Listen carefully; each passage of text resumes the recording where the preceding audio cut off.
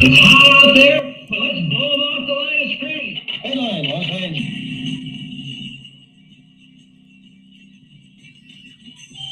Live from the Ram Cave, I'm Joe Terosian, and this is RamView, the November 14th, 2025 edition, brought to you by Kistler Law Firm. Injured in an auto accident, need help, got questions, call Kistler Law at 661-206-6990. That's Kistler Law at 661-206-6990. And check out KistlerLawFirm.com. That's one word.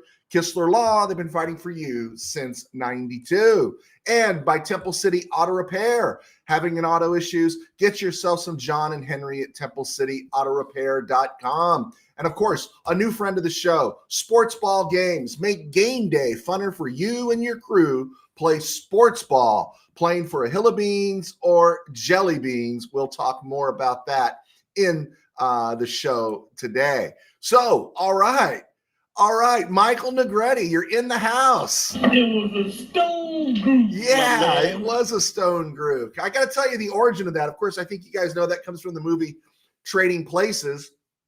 And when I was at the mid and we were kind of fledgling and everything, we're always trying to break stories before the competitors can break a story. And if we got a scoop, one of us would be at dinner and we'd hear something coming in, and you'd be loading up the website at dinner with your family, right? Your wife would look at you kind of funny. But one of our code words was, is this a scoop that everybody has? It's out, it's pretty ubiquitous. Everybody's got it. But if it was a stone groove, that's when you knew. It was a stone groove, my man. That's when you knew it was just ours. And when you were the only ones that had it, you would say, hey, dude, did we get this? Yeah, because it's a stone groove. So stone groove meant we were the only ones that had it. So there you go. A little insight to the language we use there. I appreciate that, Mr. Negretti. So not live, Connecticut. I'm not live. I thought I was live. Help me out with that one, man. Am I not coming through? Am I not coming through? All right, cool. Let me know, and I'll try to correct something. So anyway, we're here. It's week 11 for the Rams. We're going to get into this, and you look at this, and the only thing I think of is when I watch the Rams play is that a loss in this game, I think the KBM will make more of it than it needs to be. I think a lot of the Rams boards will really go psycho and everything. And I will be mad too. I'm not going to lie. But this is what the Rams do, right? They never, it's almost like they're reading scripture. In order that we may not become too puffed with pride, right? Somewhere in the second half of the season, the Rams stick a thorn into our sides, right? And we want the thorn removed, but it can't be. Last year around this time, it was the Dolphins. And that was a game the Rams were supposed to win hands down. This week, it's a game against the Seahawks that the Rams aren't supposed to win hands down. But we know what happens when the Rams lose. Suddenly, maybe Stafford's not this and McVay's not that. And so is the title with Restream in it. Oh, yeah, you know what? I keep trying to change that, and sometimes it doesn't work for me. Let me see. Does that help? Let me see. Check that one out for me, man. I hope I changed it. Thank you for letting me know. I hope that works. Okay, so this is what we're hoping for. The Rams come out and play ball with the focus they had last week. Now, this is a better team, but you want them to come out and just play to their capacity. That's all you want, right? You don't want to sleepwalk. And every once in a while, there's that sleepwalk game. And maybe we've already had those sleepwalk games. So we'll see where we're at.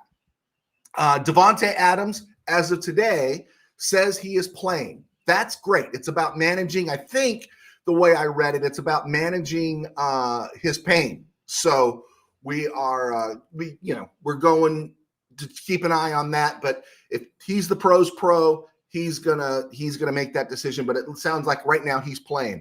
Kobe Turner has been moved to questionable, which for not practicing most of the week with a sore back, he's questionable. Most of the time, those guys are questionable. We know they play. So Rams are going in full. The Seahawks are going to be missing their starting center. That's a big one. They're also missing the rookie receiver, Torrey Horton, but they do get Cooper Kupp back, and they do have Rashid Shaheed. And so I don't think there's anything in this game unless something happens early. There's nothing going into the game injury-wise that should hurt the Rams or anyone could put the blame on it. Oh, man, we were hurt, that kind of stuff. So anyway, Rams Mob, thank you for being here. Brian Smith, thank you for being here. And Ornan, I do appreciate you letting me know about that. I think I fixed that. I think I did. I'm still learning all the buttons here on Restream. So anyway, so one of the things is I'm in my office today, and I always put stuff on in the background when I'm working, doing different things. And I did have Colin Cowherd playing, and he's, and he is a smooching Seahawk football right these days. But he kept talking about how great their offensive line was and how they're not giving up sacks and how they're getting a lot of sacks. And so we talked a little bit last episode about what the Seahawks do, but I wanted to see this about their offensive line not giving up sacks. So the Seahawks have played 9 games, 8 opponents. They played the Cardinals twice, and they've only allowed 10 sacks. That's really good, okay? That's really good. 2 of those sacks were from the Steelers in week 2. And then, of course, the Texans, they gave up 2 against the Texans a few weeks ago. Steelers are tied with the Seahawks in terms of going after the quarterback, but we'll get to that. So they gave up 2 sacks to the Steelers. They gave up 2 sacks to the Texans. Do you know where the rest of the sacks come from? The Cardinals, the Jaguars, and the 49ers, teams with no pass rush. They've given up 4 sacks. They've given up 4 sacks to the Cardinals in 2 games this year. They were sacked by the Jaguars. They were sacked by Frisco. Now, those aren't exorbitant numbers, but why are those bad teams with no pass rush getting there, right? And, Steelers and Texans, I understand. But 6 of those sacks they've surrendered have come from teams who rank at the bottom at getting to the quarterback. The Cardinals are 25th at getting to the quarterback. The Jaguars are 31st. The 49ers are 32nd, right? So, again, a healthy Steeler team in week 2, got it done. I understand that. But why are we supposed to give their offensive line credit for not giving up any sacks to Washington and New Orleans, right? Again, I'm not saying the Rams are going to register 10 sacks against the Seahawks. I think it's a little bit better. Abraham Lucas is back. He's playing this year, unlike the last 2 years. I'm just saying don't take an impactful Rams pass rush off the table. The Rams are going to be able, they'll have the capability to get to Sam Darnold. And everyone's saying, the Seahawks have only given up 10 sacks this year. Yeah, but look who they've given them up to. And I'm just not buying that this is some great offensive line. Let's go through this here. Say hi to everybody. We said hi. Brian Smith. Okay, Rams Mob. Rams are the kings of the West. I hope so. I think they should be. I think anything less than that, I think we should be disappointed. Brian Smith, Seattle soft schedule to date will be exposed on Sunday. Yeah, their opponents with their victories are 22 and 33, right? I think their schedule is much softer than they're trying to make the Rams out to be. Rams Mob, I predict Braden Fisk to eat in this game. I would say this about Braden Fisk, without Jalen Sundell there, I do think there's some openings. Gray Zabel's been okay, but he hasn't been great at left guard. They've always had a revolving door at right guard, and basically at center, Sundell kind of settled it down a little bit, but he's out this week. So there is room for Fisk to have some success there. So that's pretty good. Brian Smith, what's up with our rookie defensive lineman out of Ohio State, Hamilton? Well, I think, was he a 5th rounder or 4th rounder? You've got Poona Ford, you got Braden Fisk, and I think people underestimated Tank Davis this year. I think they underestimated him. Aren't we pleased with Tank Davis this year as Ram fans? So getting snaps is hard for him to get snaps. I don't think anyone's out on him. Basically, he took the first leap. He passed Dewan Johnson, Dewan Johnson, Mr. Irrelevant in 2023? And Rams used Juwan Johnson. He got clicks out of Juwan Johnson, but he's been largely inactivated for the last month and a half. So Ty Hamilton's passed him on the chart, and he's out there getting those residual snaps from Larrell Murchison with Larrell Murchison. But tough to find room when your interior guys are the Conductor, Fisk, and Poona Ford. And Ford has been a really nice signing. Let's see. Speaking of Poona Ford, Brian Smith, Poona Ford will be fired up to play against his Seahawks. I hope so. USA expat, Rams 30, Hags 20. Pretty close to what I'm assuming here, but I'll take anything. Brian Smith says that's the score range I have. All right, we're all in agreement. Pastor Joe, do the Rams welcome back Cooper Kupp with a box of Band-Aids? No. I mean, you're going to be respectful to Cooper Kupp, but this is the thing. I don't think the Rams really have a great fan base, right? I just don't. Rams don't do anything to how do you say, build up a fan base, right? They do the stupid stuff like these jerseys they're going to wear on Sunday. I wish I'd taken a picture and posted it here. Instead of just staying traditional with the best unis in football, they don't do it. So they're just always trying to appeal to this Hollywood elitist LA West Side crowd that couldn't give a rip about them just when they're winning, right?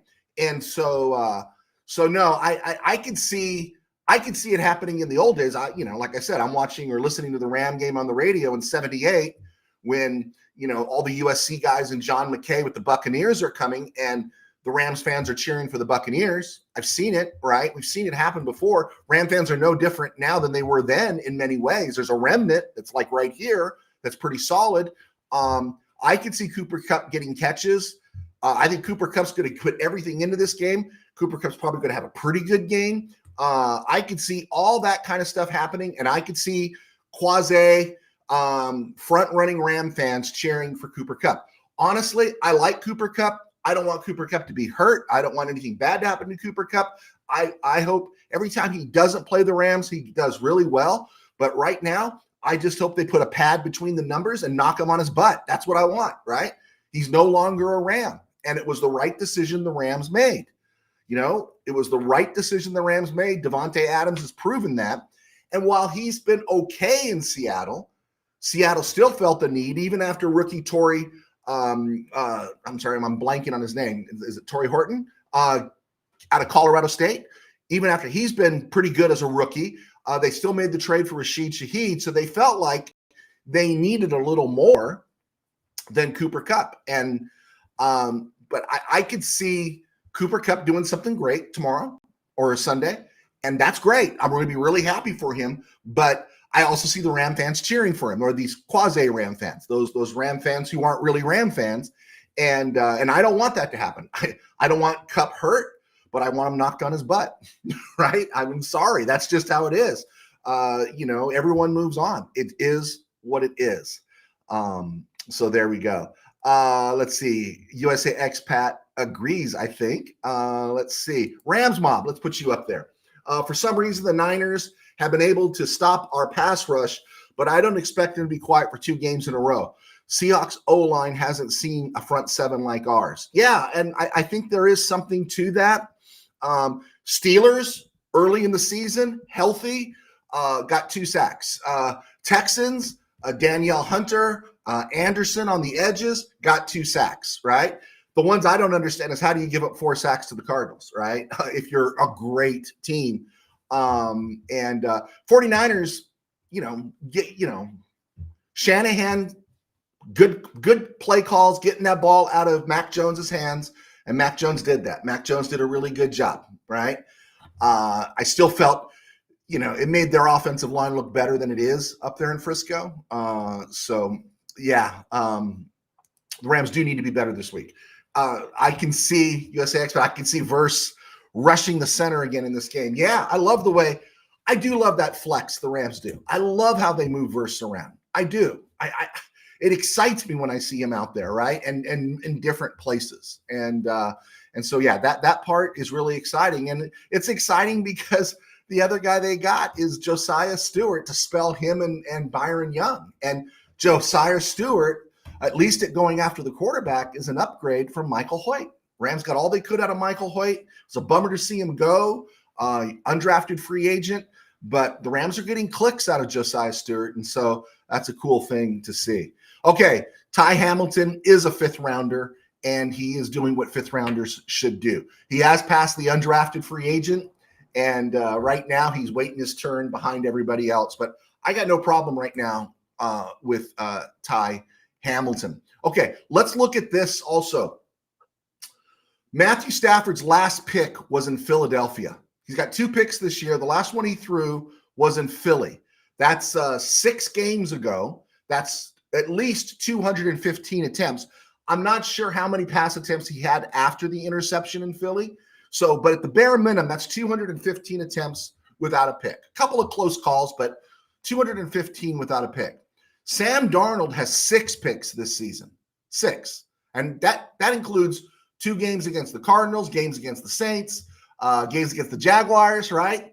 He has 6 picks on the season, but he's also thrown an interception in each of the Seahawks' last 3 games. Each of the Seahawks' last 3 games. The Texans, the Taxkins, and the Cardinals, he's thrown a pick. Now, the Texans sacked him twice, and they got a pick.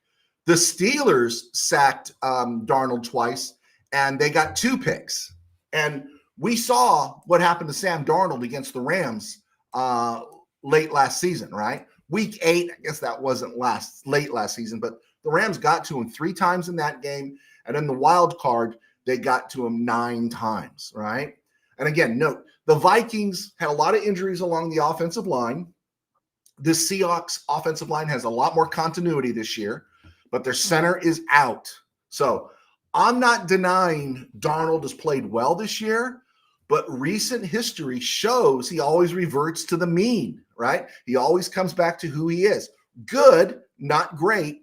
And he's shown, at least also again in recent history, that he can be rattled. Beyond the ghost comment, his first or second year with the Jets, right? I'd see ghost if I was with the Jets too. With the Jets, you see dead people. But with Darnold, we've seen this. And so there is a tendency that if you can rattle him a little bit, he might force some throws. And the Seahawks running game, they run it a lot, but the Seahawks running game is average at best because the interior of their offensive line is still not great. Better, but not great. And now they don't have their starting center this week. So again, something to consider going forward. The Seahawks defense, right? You know, I heard in the background people talking about, they're up there in sacks, right? Broncos lead the league with 46 sacks. Steelers and Seahawks are tied with 32. Okay, they each got 32. That's pretty impressive. But did you know that they've played 2 games against the Cardinals? The Seahawks have played 2 games against the Cardinals, and against the Cardinals, they've recorded 11 sacks this year. I mean, 32 sacks, but 11 of them are against the Cardinals. And then they recorded 7 sacks against the Jaguars and Trevor Lawrence. That's 18 sacks against 2 teams. One that is mediocre and the other one that is horrible. So that's 18 sacks out of 32 have come against 3 teams. What is their pass rush, right? I'm not saying it's non-existent, but just to be generous or judicious, of those 18 sacks, let's just take away half of them, right? We could take away more if we wanted to, but let's take away half of them. You take away half of those 18 sacks, that's 9 sacks you take away. That drops them down to 23 sacks on the season and to 14th overall in the league. 14th overall in the league. And that's pretty pedestrian. That's not a that's not a devastating pass rush, right? I know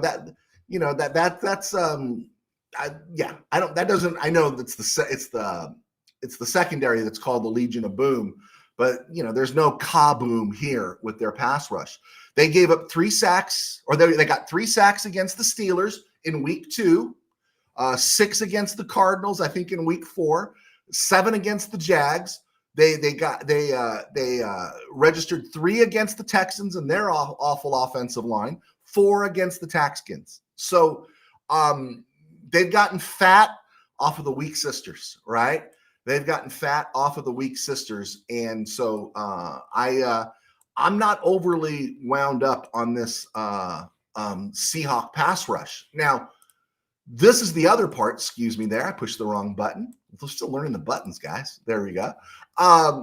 Here's the other thing. While it doesn't strike me as very special, so if the Rams play to their potential, if they play not anything exceptional, not off the charts, not their greatest game of the year, if the Rams just play to their capabilities, what do you think Seattle will have to resort to, right? What do you think they're going to have to resort to? Because they're going to have to knock the Rams off their game. You can't just let Stafford throw the ball. I don't care how good your secondary is. If Stafford's not being rushed, he's going to cut you up, right? He's going to cut you up. Your defense is going to look like something at Benihana. He's just going to slice and dice it up. So what do you have to do? You might have to blitz, right? You might have to blitz. Who's the last guy in the NFL this year that you don't want to blitz? It's Matthew Stafford. And again, Rams have given up 14 sacks. I'm not saying they're not going to get at different times some pressure on him, but is it this devastating pass rush that I'm being told it is? This is the second best pass rush in the NFL. Is it really when you've got 18 sacks combined against the Cardinals and Jaguars? I don't think it's the best pass rush around. And this brings me to this. What makes me curious about all this is 13 personnel, because there's a month's worth of tape out on it, right? At least 2 or 3 weeks of it was out on it last week for Robert Saleh's depleted defense, albeit depleted defense. And Saleh's a good DC, but the Rams still went up 21-0, right? They still went up 21-0. Now, again, Frisco's depleted. Seattle's much better on defense. So Seattle's McDonald, who is good and a purported genius, I'm told. I'm not going to argue that he's not good, but I'm being told he's a genius. Will he have figured it out yet? Will he have looked at the tape, the film, the digital stuff, and figured it out? Because if he doesn't get pressured on Stafford in the 13 personnel set, which is really tricky, right? Which is really tricky because it affords the Rams the ability to do what, right? To run the ball, pass the ball, play action fake. It also brings a lot of times your receivers in tight, and so when they work out, they've got room to work with. And so that's what's got me really interested. And I don't know if McDonald is going to know whether to cry or wind his wristwatch at a certain point, because I've been feeling confident about this game ever since last week, the whole week, coming into today, knowing I was going to have to be on. This game really kind of started getting me jazzed. And so I do like the Rams in this game. I'm not saying blowout or anything like that. This is the lineup that I took from, I just screenshotted it off of PFF. I don't know if it's illegal or not. I pay the big subscription fee. We can make one of these of our own if we had to, whatever. But I just brought it down. This is the Rams in 12 personnel. They have base, which is 11 personnel for the Rams, and 12 personnel. This is what they're, so it doesn't show 13 personnel. Now you got Adams and Nakua out wide, and what else are you looking at here? Okay, you got Parkinson and Higbee listed. Where does Ferguson fit into all that? You bring Ferguson in, and now all of a sudden you're working linear up the field here. And yeah, Nick Emanuwari is someone that they'll bring in, but that's going to be a lot. That's going to be a lot.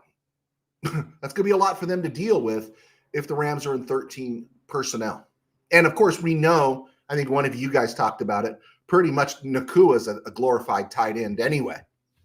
So we really like what we're seeing, I think, with the Rams in matchups. You get some of those tight ends out on their linebackers. I'm not arguing that they don't have the ability once in a while to get to the quarterback, but I think their best bet is stopping the run. You got Byron Murphy and Leonard Williams there along the line. They're really good. Also, again, PFF, do you trust their grades? Kevin Dotson's listed as the second best guard. Coleman Shelton's the 5th best center in the league. Do you believe that? And then, of course, you got Steve Avila, who's listed as the 4th best guard in the league. I'd buy Jackson at 12, and I think Havenstein might be a little low, but it is kind of interesting to see what the Rams have there in this matchup. So with all that said, I do like the Rams in this game. I like the Rams 29-21. That's what I had. I think USA Expat, I think you had 30-20. I had 29-21. And so I don't know what it is. Maybe it's recency bias. Maybe it's because of this 13 personnel. You got Saleh. Now, here's the thing. Saleh didn't have the personnel. McDonald has more personnel than Saleh. If the Rams do score 29 points, remember they've scored over 30. They're averaging 37 the last 3 weeks. If the Rams score over 30, then I think the NFC is going to have a real problem. Because if Saleh can't figure it out with just his normal, how smart as he is at his job, and then Mike McDonald can't figure it out with, he's the next purported genius. If he can't figure it out with better talent, what is Detroit going to do? You know, I'm serious. What is Detroit going to do? And again, what's Philly going to do? I know and I understand that, you know, there's the A.J. Brown situation, but we still win that game if we got a kicking game, right? And I think the Rams are better now than they were then. I don't think Philly is as good. I think Philly is one of those teams that's kind of hanging on and doing it because they're champions. But if the Rams put on anything 29 or more on the Seahawks against back-to-back defensive coordinators who know their job, then this 13 personnel business is not an easy fix. Oh, they'll fix it maybe by playoff time, or someone will fix it next year. It's not a permanent thing that's going to last forever, but because teams adjust and everyone's smart, I get it. They'll vary their personnel. But there was a time 11 personnel was all the vogue, right? You usually only went into 11 personnel on third down as opposed to 11 personnel being your base offense, right? So we know things change. And I think the Rams have caught everyone off guard. And so it's going to be really interesting to see, can Mike McDonald, who's the genius, the new genius on the block, with more talent and a lot of healthy, good players, can he disrupt this team that's averaging 37 points a game the last 3 weeks? So I'd love to hear your thoughts on that going forward. All right, guys, I didn't even see him there. I was ranting. Forgive me. I'll keep pressing on here. Gilbert Gonzalez, Stafford and 13 personnel will just be too much for the Seahawks. Wow, I didn't even see that. Thank you. We're on board here. Rams mob. Rams win 27-20. Colby Parkinson revenge game. I hope so. I hope he does it again. Brian Smith at Rams Mob. Parkinson already had a few of those already. I need more. We want Sam Darnold seeing ghosts. Yes, don't we? We do want Sam Darnold seeing ghosts. Joe, 623. Joe, do you like the midnight jerseys they'll be wearing? No, I don't. In fact, it's the last note I have before going to around the NFL and other places. I hate them. I absolutely hate them. I was talking to Steeler fan Rob earlier, and this is where Steeler fan Rob and all of his trolling has us beat, because this is the stuff the Rams should not be leaning into. We've all agreed. Everyone's agreed. Ever since I was a kid, everyone has said those jerseys, especially when the Rams went to the blue and gold in 73, everything going forward, except for that antique gold business in St. Louis, everyone has agreed the Rams color combination is the best, right? It's great. It's awesome. And stuff. And I just don't understand why you don't lean into that, right? The Steelers don't play these games. The Cowboys don't play these games. The Chiefs don't play these games. The Packers don't play these games. And even when their teams suck, right, their fans are loyal, and they'll delude themselves and still curse you out and say, man, my team's the best. And this is what the Rams, if they really want to be serious, they got to appeal to San Fernando and San Gabriel Valley. They need to stop appealing to the west side of Los Angeles, because, again, those people don't care. They're the elites. They're the ones that buy the boxes. They don't care. That group, the sports bar people, are going to be the ones that abandon the Rams when they go 6-11 and stuff. And so I would appeal to my base. I would lock in and say, no, these are our jerseys. This is what we wear. We don't play games like this, but they don't get it, right? They should have me on the payroll representing the voice of the fans, but they don't get it. And I could be wrong. Let's see. Michael Negretti, did we get a lot of rain? Yes. We got a lot of rain, not hard rain, just consistent rain. Hasn't quite hit the peak of a what would they call it? An atmospheric river, which is a new one.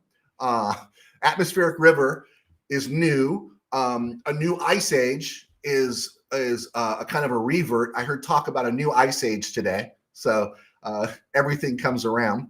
USA X-Pac, their new center gets to make his first line calls versus the Rams. Here we come. Oh, good call. Good call. Let's see. Rams mob. Skip Bayless called him Same Darnold. Oh, is that true? Where do you find Skip these days? Is he just like on a website or something, or what platform is he on? I just like him because I like watching him defend Baker Mayfield and the Cowboys, even when they're bad. Manny Correa says, "What's up? What's up, Manny?" Sam Darnold gonna have happy feet. I hope so. Let's see here. Shula needs to blitz the quarterback more, like on second downs. This is Neil Gonzalez. It would surprise the opponents. Yeah, there's two things there. Yeah, the Rams haven't had to blitz that much, but also the other aspect of it is at this point, you're saving it for something. You don't show them anything until it really matters. You're not going to show something to the Saints because you want to save it for Seattle. I think it would be really cool if he did, right? He's shown that he does make some adjustments, and that's refreshing. The difference between 49ers on a Thursday night and 49ers last Sunday, it was a different brand of football. So there we go. Yeah, I hope so. Let's see. USA X-Pac, here's one. You armed me with strength for battle. You humbled my adversaries before me. Is that the Psalms one? Is that the one you train my fingers for battle? I always think about that when Barry Pepper gets whacked in Saving Private Ryan. There you go. Thank you for sharing that. Yes, USA. Gilbert Gonzalez, not everyone run the 13. They don't have the tight ends the Rams have. Parkinson has improved. Allen looks good higher, and the rookie's coming along. Yeah, I agree. And also, hey, Davis Allen's playing fullback. So Willie Bowen. Hey, can somebody let Willie Bowen that we have a fullback? Yeah, everyone can't run that. And also the flip side is learning how to stop it. How do you stop it? Because it just keeps so many options on the table. So many options on the table. Let's see here. Boom. Pastor Joe, I hope the Rams game doesn't get delayed because of lightning. Could be thunderstorms. Yeah, because I know you guys probably know this, so I'm not talking down to anybody, not high-roading anyone, but it's not an enclosed stadium. So the SoFi can be shut down if there's thunder and lightning, if there's lightning in the area. So that is a possibility. I'm not going to lie, guys, because I'm going to be an hour behind on this game as it is because I got service, my day job. I'm working. Now, the kickoff's not until after 1, so I should be here, but I'm going out to lunch with my wife, and I'm working on it. Don't say anything. I'm trying to work on it to, hey, maybe we can just bring it home, and then, which of course I'd walk into the house and then walk straight out to the Ram cave. So I'm being delicate here. My plan was to watch this game on an hour delay. So if there's a thunderstorm, I probably wouldn't mind just a little bit, just a little one. Dano, good to have you, Dano. Thanks for clicking on. I trust Rams O-line versus Seahawks O-line, advantage Rams. Yeah, and I probably should say it. I still don't believe Coleman Shelton's the 5th best center in the league this year. But you know what? Coleman Shelton's played better than I thought he would. And, of course, this one's going to be a challenge. This is the best interior defense the Rams are going to face since playing Philly in week 3. Was that week 3, week 4, right? Since then, when you got, Jalen Carter and Jordan, all those guys, when you're playing those guys, that's where Coleman Shelton really struggles. He's not, he doesn't bring the beef. He brings the smarts, but he doesn't bring the beef. He can't do certain things. Leonard Williams and Byron Murphy, this is going to be a test for him. Avila and Kevin Dotson. All right, and Kevin Dotson excels really in run blocking. So something to watch. Dano, Rams 28, Seahawks 24. I think we're all in the same space. Hey guys, I'd like your thoughts about if the Rams put up 29 or more, because I chose 29, but they've been averaging 37. They had what's it? 42, 34, 38, or whatever it was. Whatever it is, the last 3 weeks they're averaging 37 points. If the Rams put on 29 points or more against the Seahawks, is that a real message to the rest of the NFC that, okay, we got a problem. How are we going to deal with this 13 personnel? Again, something to think about. All right, let's do this real quick here. All right, if you're looking for a way to bring your crew together on game day without gambling stress or fantasy overload, try Sports Ball Games. Free pick'em and squares, live leaderboards, and bragging rights built in. One click and you're in. No fees, no spreadsheet, no headaches. Just sports fun for your whole group to enjoy. Whether you're cheering from the break room or the backyard, Sports Ball Games makes every game day a team event. Play for fun, brag for real. I'd like to change the talk trash for real. Join sportsball.com and check it out. A lot of fun. Check it out. This is going to be, barring some major catastrophe, this is going to be a pretty significant part of the show going into next football season. I'm going to want you guys to all sign up so we can play together. It'll be a lot of fun. And again, it's not the gambling. It's not too much fantasy or anything like that. Just the way the system lays out, it's kind of nice. You should check it out. Also, we just again thank Kistler Law for supporting us. Book 'em, Dano. There you go. We'd like to thank Kistler Law for supporting us and all their encouragement over the last few years. So be sure to check out Kistler Law Firm or KistlerLawFirm.com. And the guys know that I pastor a small church in Burbank called Burbank Faith Nazarene, and right here on YouTube and among other stations, we're called Burbank Faith Virtual. You can check out our channel, Burbank Faith Virtual here, BurbankFaithVirtual.com, Burbank Faith Virtual all across social media. And if you have any questions about that, the sponsors, you guys, the show, help me stay employed in this job. I also write books. My books are on Amazon, and my most recent book came out a year ago called Game Day in the Ram Cave. This is the fictional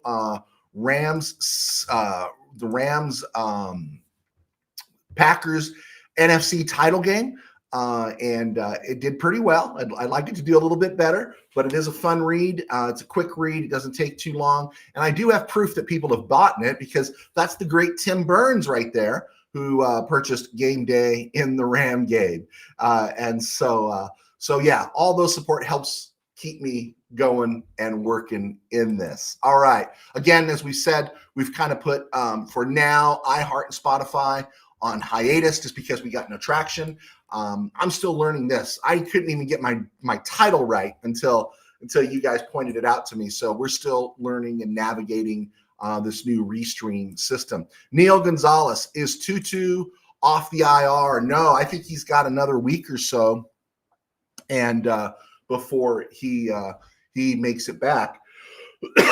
and so yeah, we'll see how that plays out. I was talking about how Jordan Whittington seems to have been scaled back, but I guess he's got a sore back. And Xavier Smith's snaps have gone up. So just little things there to keep an eye on. Bears designate cornerback Jalen Johnson to return from the IR. That's a big deal for the Bears. And then the same old story, right? J.K. Dobbins, nice running back, right? But he's looking at a trip to the IR with a foot injury for the Broncos. So that will affect them.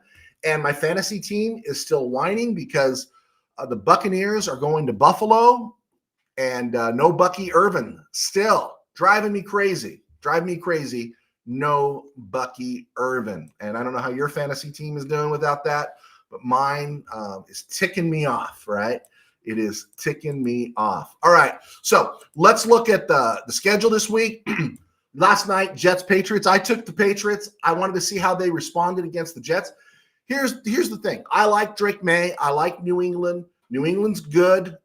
We don't know how far along they are just yet.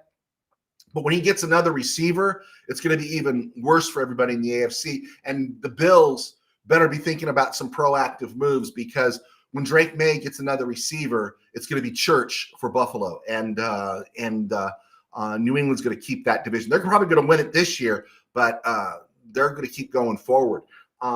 But watching that game last night, the final was 27-14. And everyone this morning, because it's really easy and everyone was doing it, is dumping on Aaron Glenn and the Jets today, right? It's a disaster. I'm not seeing any improvement, yada, yada, yada, right? It was 27-14.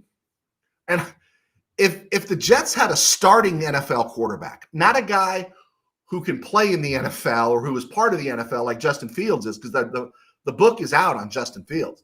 But if they just had a starting NFL quarterback and maybe a non-bust at wide receiver like Adonai Mitchell is proving to be, can't catch the ball in Indy, and he's dropping it in New York, right? If those two guys make a couple of plays, that game could have come down to a field goal. I'm not saying absolutely the Jets would have won, but that game could have cut down to a field goal. And they were talking about, I heard how bad the Jets defense was. They traded Quinnen Williams, they traded Sauce Gardner, and it was 27-14. And that game was a one-possession game for the better part of the game. It was a one-possession game, and I don't know. I'm not saying Aaron Glenn's the next Dan Campbell, but this idea that Aaron Glenn is whiffing in this opportunity, get him a quarterback, right?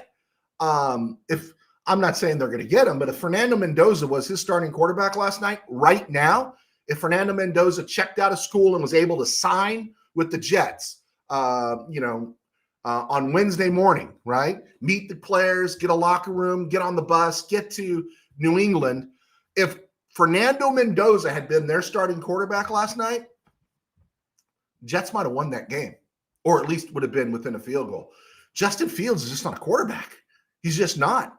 He's Terrell Pryor if you allowed Terrell Pryor to live out his dream of playing NFL quarterback, right? Everyone knew Terrell Pryor couldn't play NFL quarterback, so he moved to receiver, the Ohio State guy with the tats, right? It didn't work. Justin Fields is a football player, a talented guy. Someone needs to sit him down and say, hey, man, these are your limitations, but we want to use you in creative ways. I can't imagine as creative as the NFL has become, some things that used to just be called, man, the gadget play, right? These gadget plays are now regular concepts in team playbooks nowadays. And so it wouldn't have to be anything wildly creative to, man, make Justin Fields like your Brad Banks. Remember Brad Banks played for the Jets? Make him something like that, but at a better level, but he's not a starting quarterback. And I'll guarantee it, Adonai Mitchell is fast passing his way out of the NFL, right? That is pretty bad. All right, so what we got here? Arden, I thought the CT was there, and I thought you were from Connecticut when I saw that, Chief. The Pats are back. And I got to tell you, man, Drake May scared me last year when the Rams went there, right? Remember the Rams were all in flux at that time of the year. But man, I thought Drake May looked good last year. And am I wrong, Oren? Do you guys feel like, man, you get Drake May another receiver? If you get Drake May another receiver, that they're going to be dangerous, right? Jets problem, yeah, it has been their owner. Let's see here. Ken, USA expat. Pats have played in the softest division in the NFL. Oh, no, I'm not arguing. Jets and Dolphins suck. But you know what? To give a team, now I'm not saying they're ready to win the Super Bowl, but they're cleaning up what they should be cleaning up on.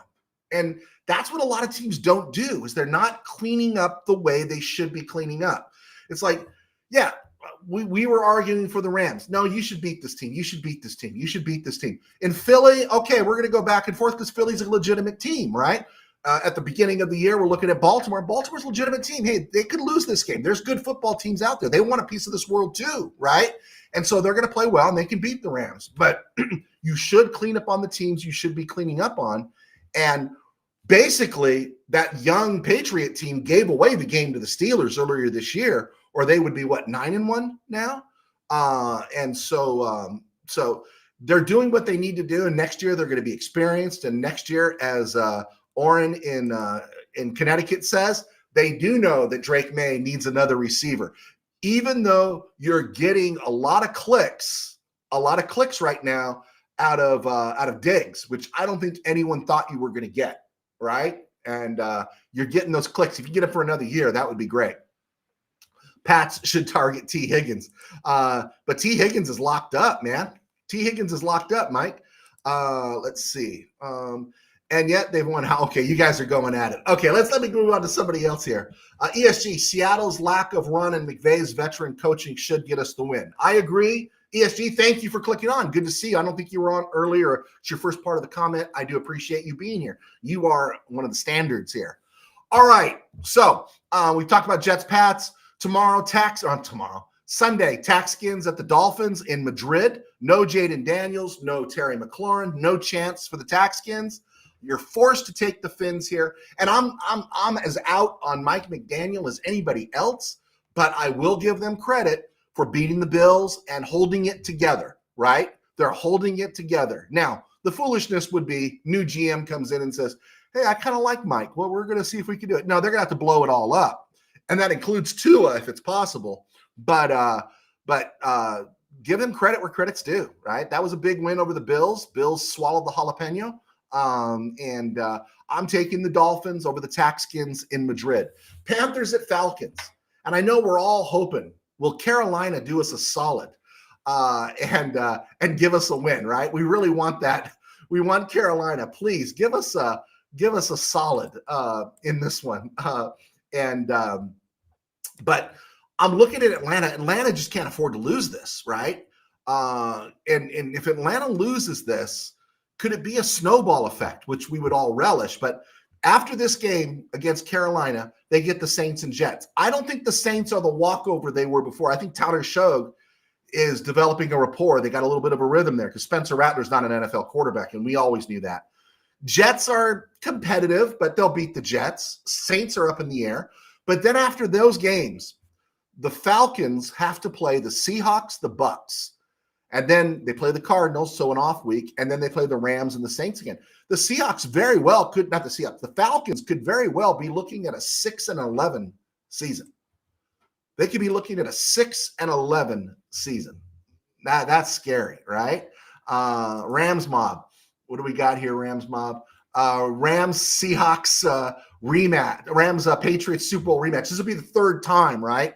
Third time would be the charm. I think if the Rams got the Patriots this year, I think the Rams get the Patriots. If the Rams get the Patriots this year, then they're going to get the Patriots. They're going to beat them. They're not going to go for the hat trick against New England this time. They'll beat New England. So there we go. Let's keep moving here. Buccaneers at the Bills.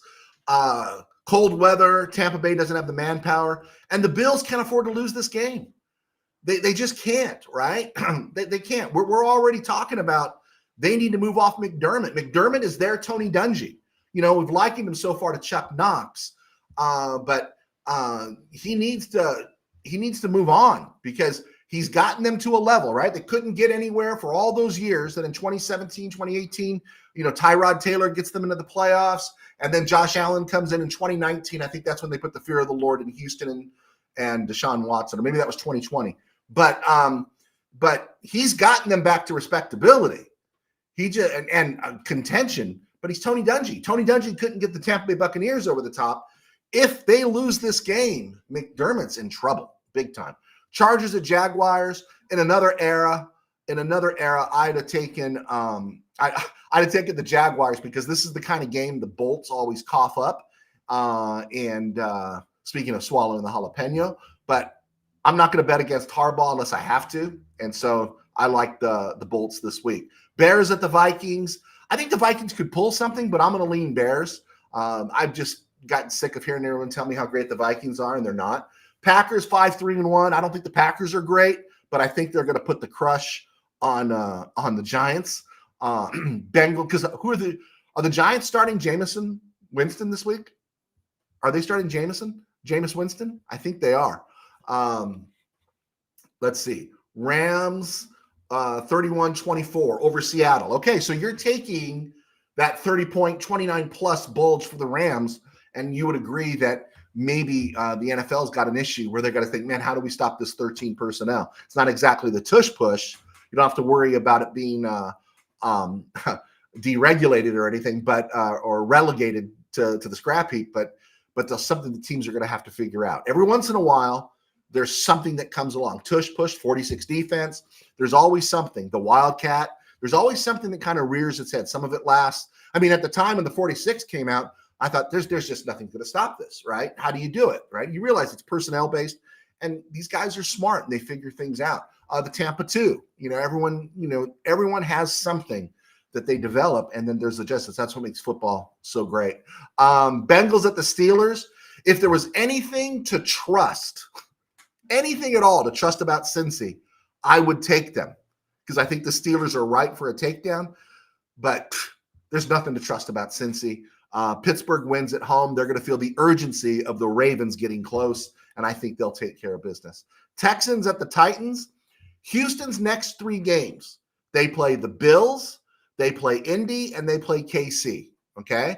So they've got to beat the Titans, right? They lose to the Titans and they fall to 4-6. Then they got the Bills, Indy, and Cincy. This is their season. This is one plate they got to clean before it's too late and get their record to 5-5 and to have a fighting chance against Buffalo, Indianapolis, and KC. Texans season is really, really on the line here. And then you've got 49ers at Cardinals. Brock Purdy is back. And the only question I really have here, does Arizona have anything not to play for anymore, right? They can just come out and throw everything at them and their season's over, right? And my other question is, even though they're 6-4 emotionally, because they just, they keep losing people left and right, is Fog City ready to throw in the towel, right? Again, spirit is willing, flesh is weak. They've got 49ers have the Cardinals this week. They got the Panthers. Then they got to go to Cleveland. Then they got to bye. They get to, the bye is they play the Titans. But then they go Indy, Bears, and Seattle. So you could be looking at 4 or 5 more losses right now. 49ers could end up a team that could be 8-9 or 9-8, depending, again, how much energy do they keep in regards to all these injuries that have struck them. And then how bad does it look if Brock Purdy plays bad? So I hope he does, because that got more chaos in Frisco. Rams Seahawks, we talked about that. I think we're all pretty much in agreement. We like the Rams in that 30-20 window, 28-21, 31-24. We all like that space there. And so cool. I just want you to know that if it is 29-21, I'm going to brag, and you guys might just want to go back and watch Payo time in Toronto. What else we got? Ravens, Browns. Baltimore just needs to keep picking off wins. They're still a month away from playing Pittsburgh for the first time. So right now, Pittsburgh's 5-4, Ravens are 4-5, and these teams haven't played each other yet. I got to tell you, some of the best Sunday night football I would look forward to is back in the Troy Polamalu, Ed Reed days, Sunday night. Al Michaels, Madden, there in either Pittsburgh or Baltimore. And it's a cold, freezing night. Yeah, and you got Roethlisberger out there and Flacco. And those were some really great physical games to watch. Ray Lewis, Terrell Suggs, all those guys, those bad dudes for the Steelers, Harrison, and stuff. So they've got 2 games left. And the Ravens, they could have a hiccup against the Browns defensively, but because of the Browns defense. But I think in the end, they beat the Browns and setting up December meeting for the first time against Pittsburgh. Chiefs at Broncos. I'm actually going Denver at home. I think that's out of spite because everyone is out. Everyone is out on Bo Nix, and so I'm rooting for Bo Nix in this game. Let's see. Line up 4 tight ends and a running back. Neil Gonzalez, 4 tight ends and a running back, and see where that lineup gets you. Well, here's the funny thing. Did you guys see what I posted on Wednesday? Something about to the effect that Terrence Ferguson's played like 105 snaps, 106 snaps, but 58 of those snaps have been at the slot or out wide. You literally could put 4 on the field. You could. You could put Devontae at the X or whatever. You could put Devontae, Ferguson, and you could still have Higbee, Parkinson, and Allen on the field. You literally could, right? I'm sorry, forgive me. You'd have to pull one of those tight ends or pull Kyron. So you could do all that, right? You could do that. So there's a lot of opportunity here. I think that flexibility that Ferguson offers is really, really, it makes the Rams very dangerous. Let's see here. Pastor Joe, will Cooper Kupp have 75 yards, over or under? I'm going to say over. I think this is the last great game of Cooper Kupp's career. I'm going to say it's the last, and if it's not a great game, it's going to be because Sam Darnold's seeing ghosts. But I think this is the last great game of Cooper Kupp's career. I think he can have a good year for the rest of this year, finish it out well. But is he going to reproduce it again? No, he's just got too much mileage on that 32, 33-year-old body. That's how I see it. So I'm going to say he does get over it. There you go. Michael Negretti, Brock Purdy is going to sprain his toenails. I like that guy. I do like Brock Purdy. What else we got here? ESG, pretty soon there's going to be a high demand for tight ends in the NFL. Oren in CT says, isn't there always? And I will argue that there's tight ends, and then there's tight ends who can do different things, right? Ferguson's a unique tight end. Gronk was a unique tight end.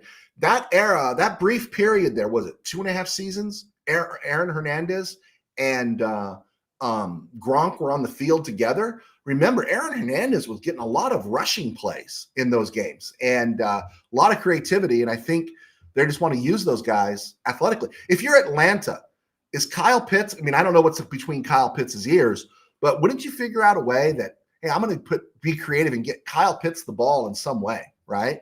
Somehow, some way, we're going to figure it out, and put some running plays. That guy's a specimen, but I don't know if they, believe in him. So, but I think there will be copycats to the 13 personnel going forward. What do we got here? Sunday night game, Lions and Eagles.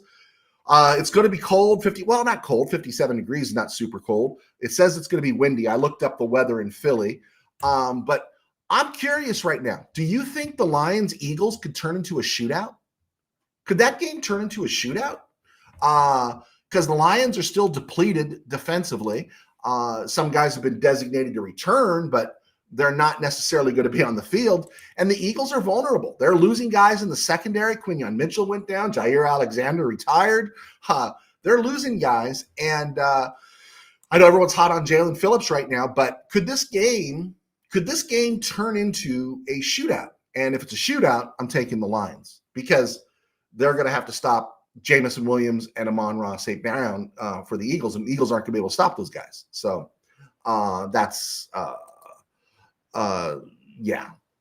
let's see here. You guys are all talking. Let me help you out here. ESG, there's always a high demand, but I'm talking about 4. Okay, now you guys are talking. A copycat league. There we go. We did talk about that. Okay, Cowboys at Raiders. Cowboys are 3-4-1. Raiders are 2-7. Raiders are just dying. And I'd like to see Pete Carroll not be stubborn and just go to Kenny Pickett, right? You gave too much money to Geno. Is that a 2-year deal? 3rd year for option? Whatever it is, I think they've guaranteed him 66 rocks. You whiffed. It's just Geno, and I thought it was a good move at the time. I thought Geno, I would have thought Geno, how he's played the last couple years in Seattle, if he had been with the Jets last night, that game would have been a field goal to decide it, right? That's all the Jets needed, right? And I thought Geno could be at that level, but Geno's not been at that level. And I think Pete Carroll, I don't think he's in trouble, but I think he hurts himself if he doesn't say, you know what, man, I know he's my guy, but this is not working, right? And they need to go to Kenny Pickett or Aiden O'Connell if Aiden O'Connell is healthy enough to go. I know he was designated to return. Let's see here. Manny Correa, Pastor Joe, Emmanuel Forbes is going to get another INT. If Emmanuel Forbes gets another INT, then you guys know where I've been all off season with Emmanuel Forbes.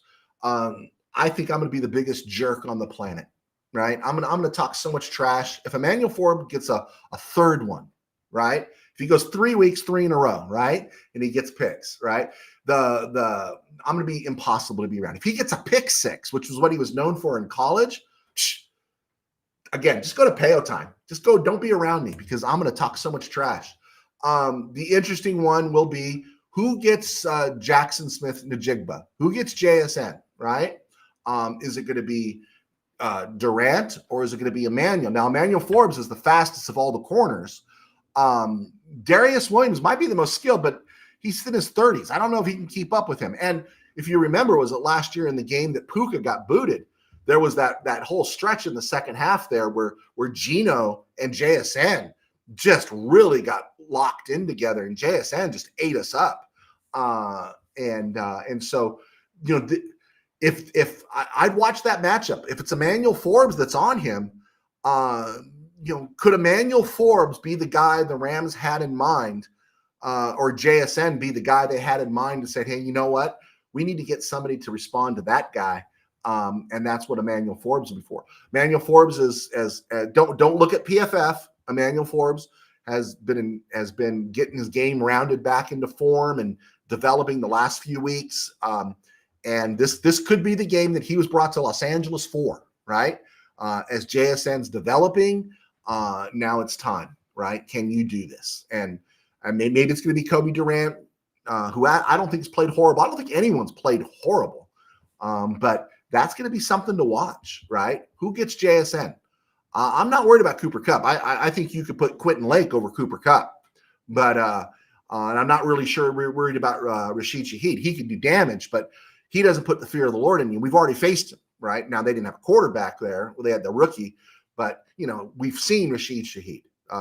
Kobe Durant can handle Rashid Shaheed. Darius can handle Rashid. Emmanuel can handle Rashid. There's nothing dangerous there. JSN is dangerous, and so you're kind of curious, like, okay, who's the guy? Who's the guy? Who gets him? Is it going to be Forbes? And if it is Forbes for any expended period of time, it could be after the way JSN played last year against the Rams. It could be, hey, this is what we've got Forbes for. This is what Forbes got, because he's the guy with more speed, right? He's the more cover guy than all of them. So there you go. You'll take Emmanuel. Are you going to take Emmanuel against Forbes against JSN? Is that what you're saying? I'm excited. I'm excited about that because you know what it's like when you're credentialed and you're in the room, which at various times in my life I have been. You know, there's an expectation you do got some inside stuff, but when you're on the outside looking in, I love it because that's the fun part. You got no one tipping you off. You got no one giving you scoop. You got no one calling you or texting you, hey man, keep an eye. I can remember being at some football games at the high school level, covering some games, and the coach would let him come to me and literally say, get ready, it's coming your way. He would whisper to me, right? And so I had a camera with me and I would just get ready. So when the player turns the corner, I'd get some great pick. And that stuff's really cool. The inside scoop guys, Schefter and all those guys, that seems pretty cool, right? But what I find so much more fun is getting together in a room or in this kind of a chat box here and breaking down, like, how are you reading the tea leaves? What's the trends here? What do you see? Are you working off the history? This is what the Rams generally do, you know, that kind of stuff. And then when you can nail something, right? Like if we can nail Emmanuel Forbes, Rams signed him last year, and we started talking about that they wouldn't have picked up the rest of his rookie contract if they didn't believe in him. And then off-season started, no free agent signing at corner. In the draft, no cornerbacks drafted. So you knew it's like what we were thinking in December is like, oh, wow, this is playing out. The Rams believe in this guy. And now maybe this is the moment that they find out, all right, is this guy worth developing? So I don't know. I know I nerded out there, guys. Sorry. Didn't mean to get so caught up. I went over an hour. Oh, my gosh. Completely blew my margins here. All right, guys, I better wrap this thing up. Oren out there in Connecticut, thank you for watching. I know it's like 8 o'clock out there where you're at. ESG, Michael Negretti, Manny, Manuel, Dano, good to see you. Neil Gonzalez, I do appreciate you guys all being here. Rams Mob, thank you so much for being here. If I missed any of you, sorry about that. But God bless. Take care. Be sure to hit like, share, subscribe. Buy my books, right? Don't forget to be bitter. If your Ram team loses and you want to rub it in on somebody, don't forget to do those things. All right, guys.